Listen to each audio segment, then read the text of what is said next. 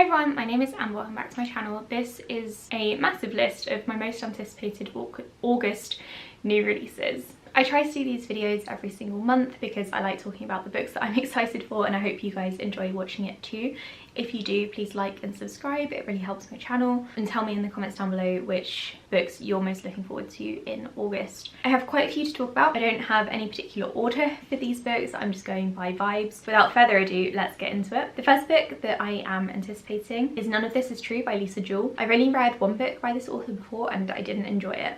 But this book is on this list because the premise of this one sounds really good. It says here that it's a psychological thriller about a woman who finds herself the subject of her own popular true crime podcast. I listen to some true crime podcasts. I'm quite into reading about true crime, and I'm actually quite enjoying reading about fictional true crime podcasts. I find that to be way less stressful and more respectful than reading about real life ones. I really like books with a podcast kind of element to them, so I'm looking forward to reading this, even though I didn't enjoy Lisa Jewell's other book that I read. The Brothers Hawthorne is also coming out this month. I'm not sure if I want to read this one right away. So this is the fourth book in the Inheritance Games series, except it's kind of a spin-off companion book because it picks up way after the third book finished, and I think it's following the brothers rather than the main character from the first trilogy. Grayson and Jameson are my least favourite Hawthorne brothers from the trilogy, so I don't really care about reading about them, but I kind of want to read this just to see what everyone else is talking about. And also this author is coming out with another spin-off book in the same world, which isn't a sequel to this one, but it's still set in the same like Inheritance Games universe, so I feel like I have to read about the brothers in order to get to that book when it's finally out. I don't know if that next book is following the brothers or not. I can't find much online about it, but anyway, my point is I'm not sure I want to read this one right away, but I'm still kind of anticipating it. I'm in a bit of a funny place with this book. Alice Feeney is releasing a new book this month called Good Bad Girl. I've read a couple of books by this author and I have enjoyed them. I know some people don't like her plot twists, but I have been enjoying them so far. So I don't really read the synopses for thrillers, but this first paragraph did intrigue me. It says, 20 years after a baby is stolen from a stroller, a woman is murdered in a care home. The two crimes are somehow linked, and a good bad girl may be the key to discovering the truth. I think this one might have an older protagonist, and it sounds good, so I'm gonna give it a go because I've enjoyed Alice Feeney's other books. I'm not sure what I'm expecting from this one, given the plot twist of Daisy Darker. It could be anything, so we'll see. Family Law by Elizabeth Acevedo is coming out this month, and this is her first adult book, so it's her adult debut. This is the story of a Dominican American family. I don't think it's generational, but I think it's told from different points of view of women within this one family. It says here that the main character, Flor, can predict the day someone will die. She decides that she wants a living wake to celebrate her life, and her sisters start to wonder whether that's because she's like foreseen her own death or if something else is going on. It says here that it spans the 3 days prior to the wake, and it also weaves together past and present, so while it's not generational, I think it does flip backwards and forwards in time. Happiness Falls by Angie Kim is coming out in August. I'm not going to read this one in August, even though I gave her previous book 5 stars. This is the author of Miracle Creek. I have actually pre-ordered the paperback copy of this one because I prefer to read in paperback. I'm very much looking forward to reading this at some point. The first paragraph of the blurb says, when a father goes missing, his family's desperate search leads them to question everything they know about him and one another. We didn't call the police right away. Those are the first words of this extraordinary novel about biracial Korean American family in Virginia whose lives are upended when their beloved father and husband goes missing. So this kind of sounds like a dark family drama. I really loved Angie Kim's other book, like I said, so I have high hopes for this. I'm hoping it's going to be amazing. I think there's going to be a little bit of a mystery involved as well, which I always love. Just Another Missing Person by Gillian McAllister is coming out in August, and I've actually already started this one. I received it as an e-arc from the publisher and I got about 10% of the way in last night, and I am enjoying it so far. So this is a thriller book about a policewoman in the UK. She's kind of in charge of a police department which looks into urgent crimes like missing people, and one day a 22-year-old woman goes missing without a trace. Her roommates call in and report her missing, so the main character, the policewoman, has to look into it and figure out where she is. And then I haven't read the whole blurb, but I think she's going to start to get threatened by someone else who tells her don't look for the missing person, I think.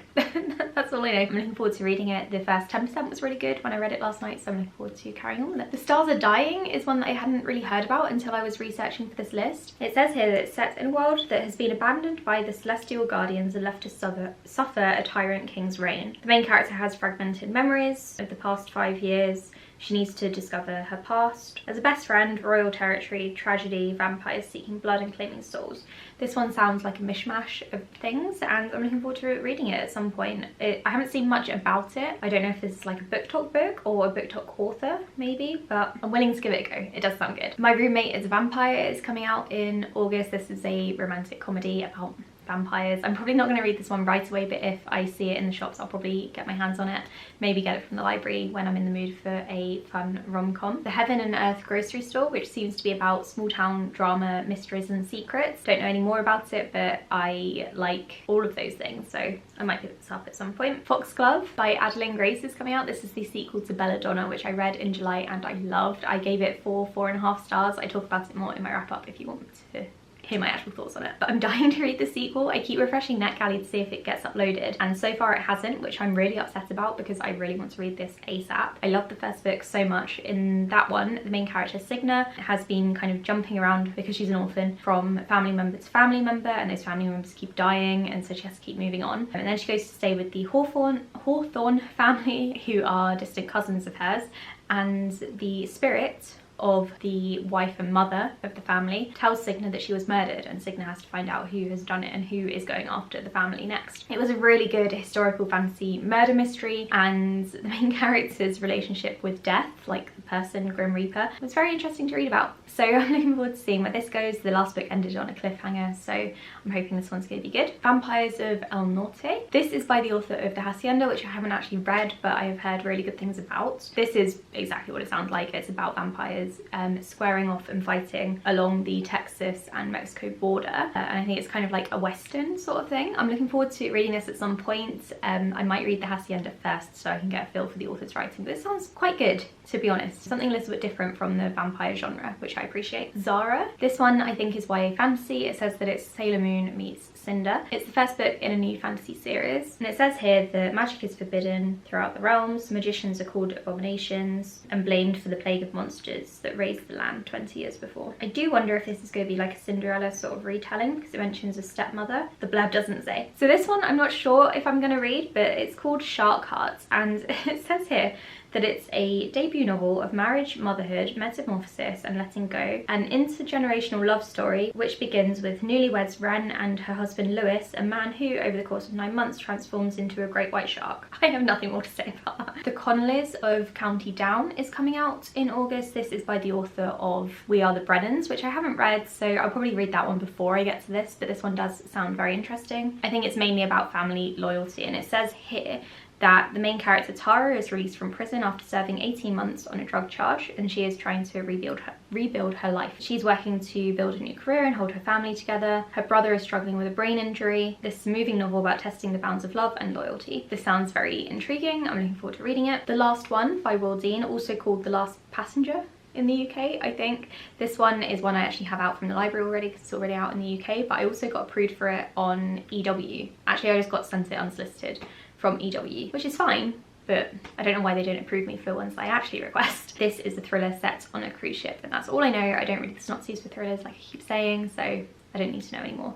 I think it's going to be very thrilling. I'll let you know because I have it out from the library. I need to read it soon. Together We Rot. I kind of just chose this one because of the cover because I really like it. It says here that a teen girl is looking for the truth about her missing mother and forms a reluctant alliance with her former best friend in exchange for hiding him from his cult-leading family. The Hanging City is also coming out soon. This is a fantasy book. I also really like the cover of this one. That's the main reason why it's on this list. It says here that the main character is on the run from her abusive father. She has a cursed power, which means that she can thrust fear onto others. Valuing this kind of prowess, the Troll High Council is intrigued. So it's kind of about trolls, it sounds like, which is something that I've not really read about for quite a while. I used to read quite a few books about trolls and goblins because they were really popular in YA back in like 2011, but I haven't really read anything since, so I'm intrigued by this one. I really am. He Who Drowned the World is coming out in August. This one is the sequel to She Who Became the Sun, which I haven't read yet, but I really want to. I'll get to it soon. It's a fantasy book and I don't know anything else about this one because it's a sequel. Whaleful, which is coming out in August, obviously. This is a thriller about a scuba diver who gets swallowed by a whale and he has 1 hour to escape before his oxygen runs out. I'm not going to read the rest of the synopsis. I think this one sounds good. Between sharks and whales in August, I'm going to be highly entertained. I Feed Her to the Beast and the Beast is Me. I don't know loads about this one. It says that it's Ace of Spades meets House of Hollow in this villain origin story. I don't know, I think it just sounds quite good, and the title is a mouthful to say, which is why it stands out to me, and that's why it's on this list. The Apology. This one is about a woman who's 105 years old, and she receives a letter, and then she is thrust into the afterlife. It says that she needs to head off a curse that will otherwise devastate generations to come. It sounds very intriguing, doesn't it? The Queen of the Valley, which I think I mentioned in a video before. It might have been my July new releases video and this was pushed back. But this is set in 1925 in Colombia after the Cali earthquake, and it's about people trying to survive and come together, and I think there's a bit of a mystery because someone has gone missing. Forged by Blood, which is a fantasy book. This is the first in a duology inspired by Nigerian mythology. I love the cover for this one, and it looks a lot like another cover for a book that's coming out soon. I keep getting them confused, but I am looking forward to both of them, so it's fine that they're getting a little bit confused. The Water Outlaws. It says here that the main character is an expert arms instructor training the Emperor's soldiers in sword and truncheon,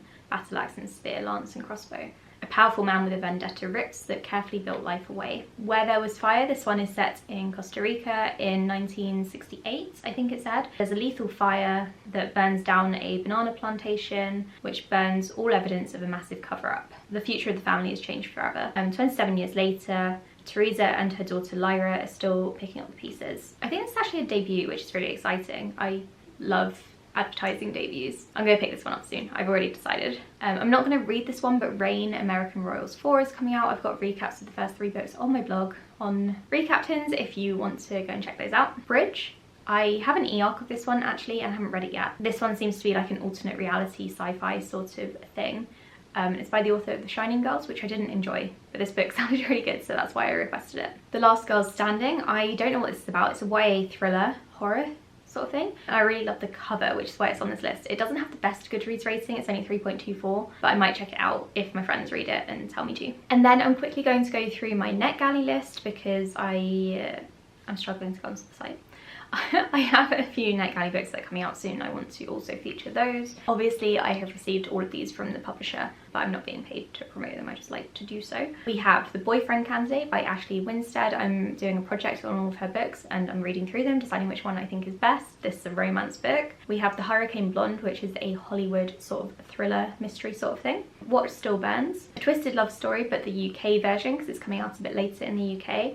The African Samurai, which is the one that I said that I keep getting confused with Forged by Blood. Hellfinder by Paula Stokes. The Same Country, The Phoenix King, The Wolf Hunt, No One Dies Yet, and finally The Treatment. All of those I'm really looking forward to. You may see them in my August wrap up because I'm doing ARC August this month, so wish me luck. Let me know in the comments below if you are looking forward to reading any of these, if any of them intrigue you, or if you've read any and you didn't like them, tell me because then I can take them off of my wish list. Thank you for watching and I'll speak to you all in the next video. Bye.